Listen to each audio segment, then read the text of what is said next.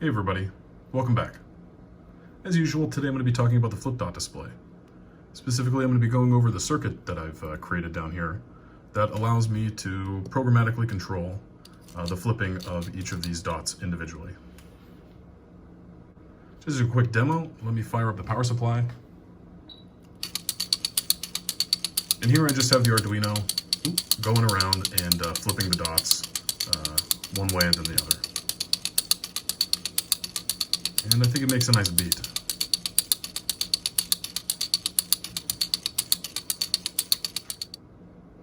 So why don't we take a closer look at the circuit and let's actually dial back a little bit and go through how I got to this stage.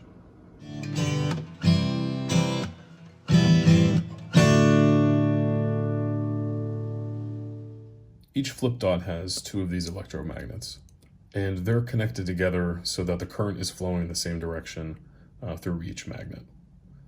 And that's done just by connecting the sort of outer wire together with the other outer wire, and this one's inner wire with this one's inner wire.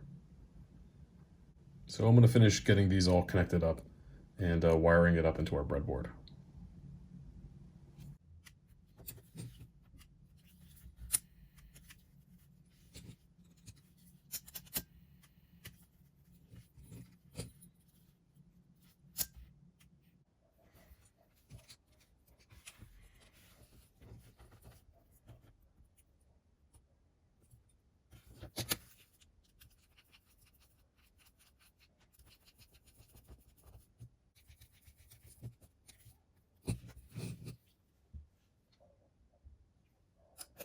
And as usual, I have to be taught a lesson more than once. You should never really use solid core wire with these terminal blocks. It's better to just use threaded wire so that the screw terminal there keeps a nice hold on it. And as I was looking at this, one of them already popped out. So why don't I instead throw some threaded wire onto the ends of these, solder them on, so that this isn't a pain as I keep developing.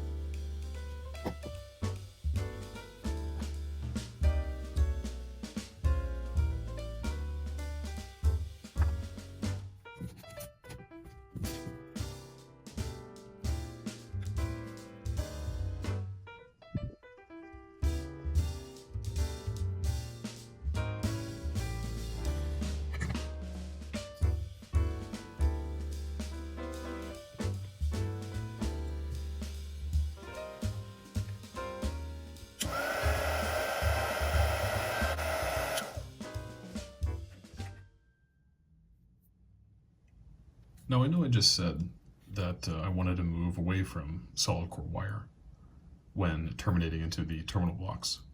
However, at the last second, I decided to get rid of the terminal blocks altogether and just put some of this hookup wire onto the end of each terminal. This is going to allow me to plug it directly into a breadboard, which will help in the further development of controlling this flip dot array. And yes, breadboards really aren't meant for high current operation, and the flip dots pull about 1.5 amps when they flip. But this is for a very short period amount of time, and I'm not really pulling constant current. So for the further development, I think sticking with a breadboard is still okay. But in the future, I'm going to have to revisit the termination style for the ends of these electromagnets. Before I move on and plug it into this breadboard, I want to see if I can reduce the amount of current that each one of these flip dots is consuming. So one of the first things that I've tried to reduce the current that the flip dot is using is to spin some larger magnets. What I'm hoping here is that I can use less current with the more turns of the electromagnet and generate the same or a higher magnetic field. So I have them plugged into the old H-bridge circuit that I made, and let's get the flip dot installed and see how this works. One thing to note, I was reading some of the comments, and one of you pointed out something that I totally missed. The magnets, when they're installed using the soldering iron like I did, tend to lose a lot of their magnetization. That's because when you heat them up, actually I'm not really sure, something happens and they're not really magnets anymore. So I popped them out and installed new ones just with a little dab of super glue.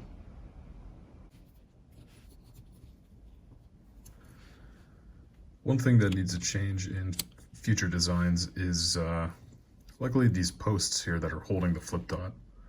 I tend to snap them off every once in a while and have to re-bond them to the base.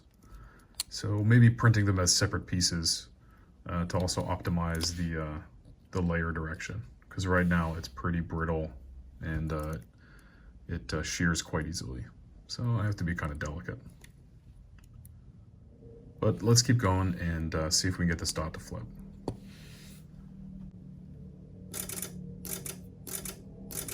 So we're not able to get the dot to flip, and that's because the magnet here is too close to the threaded rod, and the force of attraction of that magnet is stronger than the magnetic field produced by the coil. In order to get this to flip, we need to have it just sit above the magnet. You can see that if my thumb is positioned right here, then we're able to get it to flip. And even if we turn the current down here a little bit,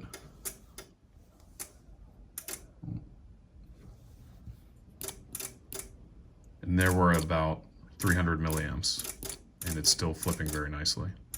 So why don't we come up with something to add there? I'm thinking maybe a couple pieces of plastic just to test this out. And then we'll move, if that works, start looking at some CAD decisions. So let's grab a couple little pieces of plastic and the super glue. All right, so I have two little pieces of plastic here that I've cut off. And I think the idea is just to put them on either side of the magnet of the dot, just glue them right about there. And the same on the reverse side. And hopefully that'll give enough of an offset so that the magnet isn't getting too close to the threaded rod.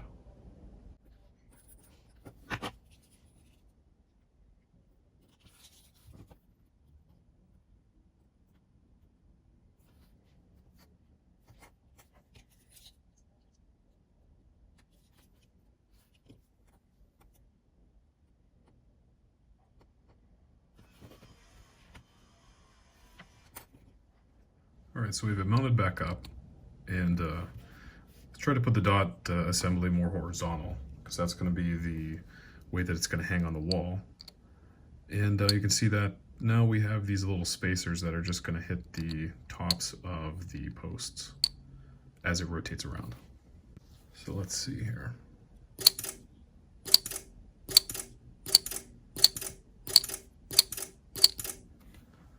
So that seems to be working much more reliably.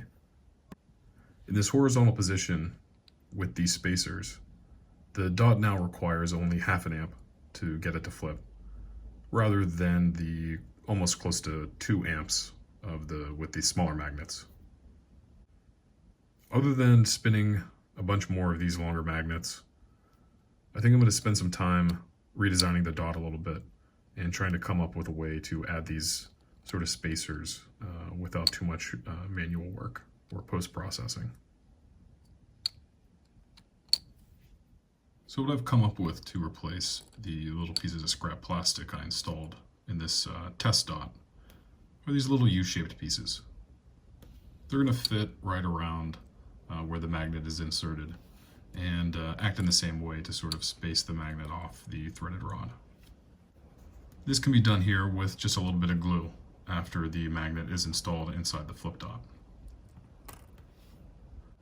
One thing to note is that I updated the design a little bit, making these cutouts a little bit larger. The flip dot was getting stuck on the threads of the threaded rod now and again. And I figured rather than trying to fill the threads with something or cover them, that this would be an easier fix.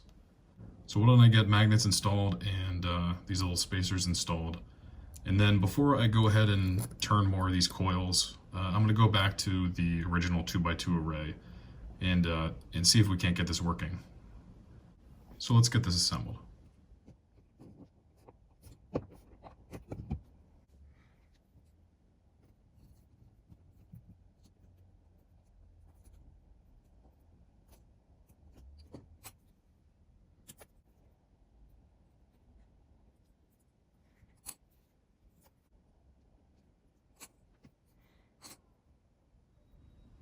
Before I get them installed in the 2x2 array, I have here just in that same test piece with the longer magnets installed, just to show you how this new design works.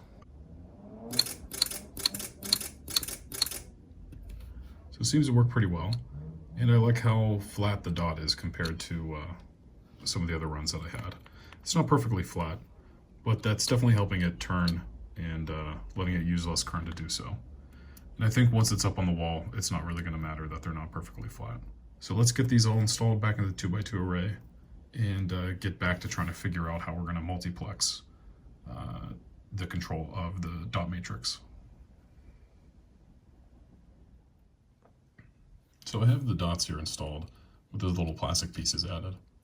One thing I didn't anticipate is that the side support that was sort of holding the U together, the bottom of the U, needed to be cut off because it was interfering with the other dots. So when I would flip this one, say, it would make this one flip just because it was in contact.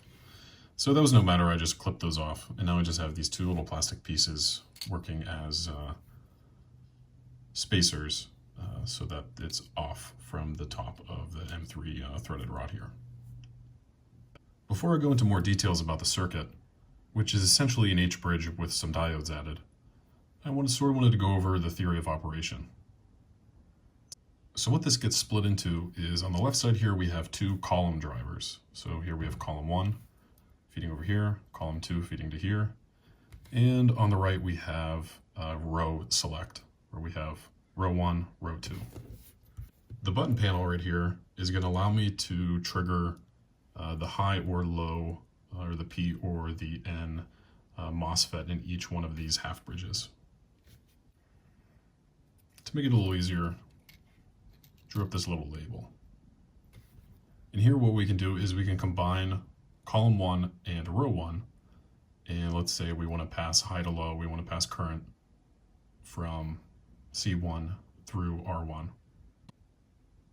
We simply press the H and the L.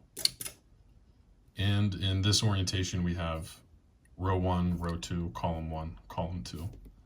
And then to reverse it, we can just say row 1 is high, column 2 is low, and the current will flow the other way.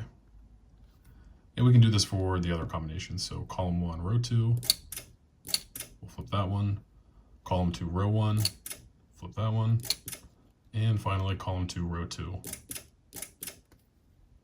This one is the one I have trouble with. There we go. Sometimes I have to pulse it a few times. And I think that's just because when I manufactured or when I wound these electromagnets, somehow I measured a few of them, and this post is a little short. So I think this just rotates a little too much for it to really want to come back. But either way, I'm pretty happy with this, that we have independent control over each one of the dots, and we're not using an independent H-bridge for each one. Before moving on and replacing these switches with a microcontroller so that we can speed up and see how fast we can get these dots to flip sort of around in a circle, why don't I talk about this circuit a little bit more? Let's grab a piece of paper and go through it. To begin with, we have two rails here, and these are going to be our rows. So here's row 1, row 2, and we'll add in the columns later. The first thing that we're going to add are the diodes.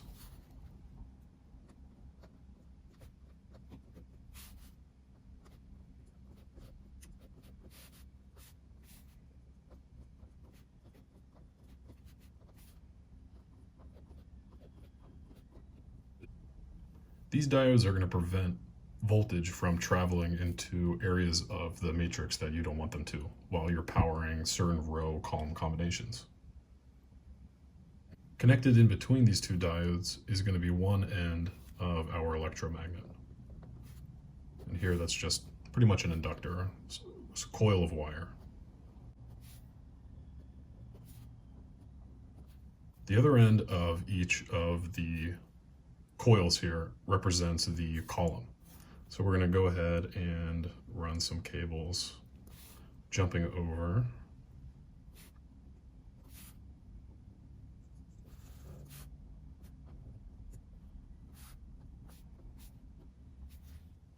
So now we have the basic structure of our matrix, and we need to figure out what do we need connected to these ends in order to make current flow in both directions through each one of these inductors individually.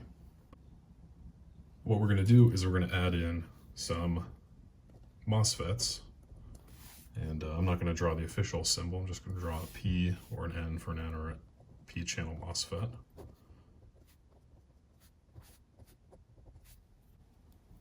And so here we're going to independently drive these two inputs in order to connect the top rail here up to 24 volts or the bottom rail here down to ground. And the corresponding polarity will be set on the column select pin down below.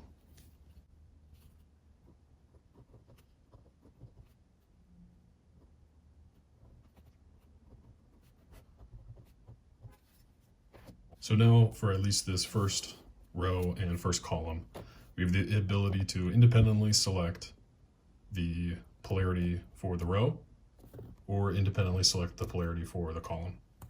And this will allow us to drive this dot in both directions. And now the same thing happens for the second row and second column.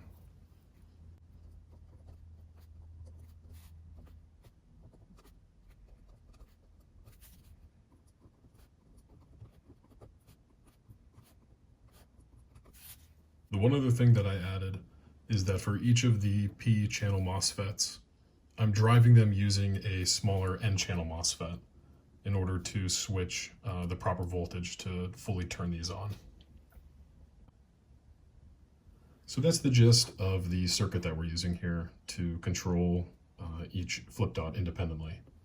As you can see, these row and column lines can be extended and more rows and more columns can be added.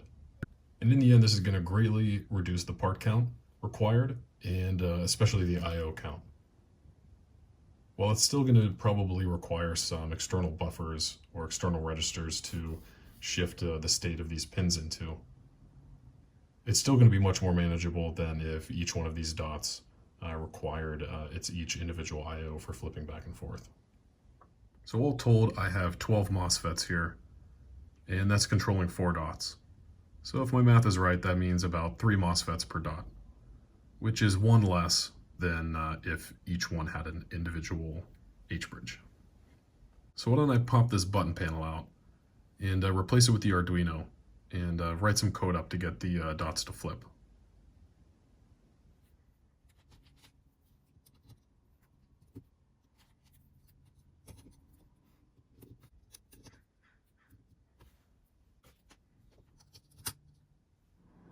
Alright, so we have the Arduino set up, and we're sending over signals to the H-bridge circuits. Right now all I have it doing is setting up a pulse to toggle these back and forth. So after it starts up and synchronizes, we should get these dots to flip back and forth. So if I toggle on the 24 volt supply,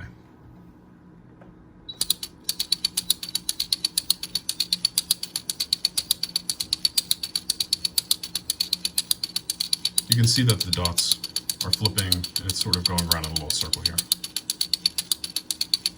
And I'm about to update about 8 dots a second. So right now I'm running it at about as fast as I can get it to flip the dots somewhat reliably. This one down here does get stuck every now and again, but again I think that's just because this magnet's post is a little short. And I think that's really affecting, and these are really sensitive to sort of the height that they are right here. So just having better quality control in the manufacturing process, I think, is going to be key, at least for this design. I'm pretty happy with this, and I think it's worth to move on to a larger array and start trying to standardize this circuit a little bit better and make this somewhat more modular. I think there are design improvements to be made, especially with the dot, considering these little pieces of plastic aren't a great solution. But I sort of want to mature this to the point and at least get it to be somewhat like the original little desk toy that I made here. So I think that's next. I think with this 2x2 array, let's get this circuit put down into something more permanent and get a dedicated controller for it and some sort of interface. In parallel, I'm going to be working on improving the design, looking at printing more single dots for testing, such as this one, and sort of doing those in parallel. So I think that's all for today. I'm going to be hopefully posting some more videos coming up, and bear with me as I sort of get this off the ground and sort of figure out how to navigate getting these videos edited and out in a timely manner. I hope you're enjoying the development that I've done so far. If so, make sure to like and subscribe, and stay tuned for more content. And I'll see you next time.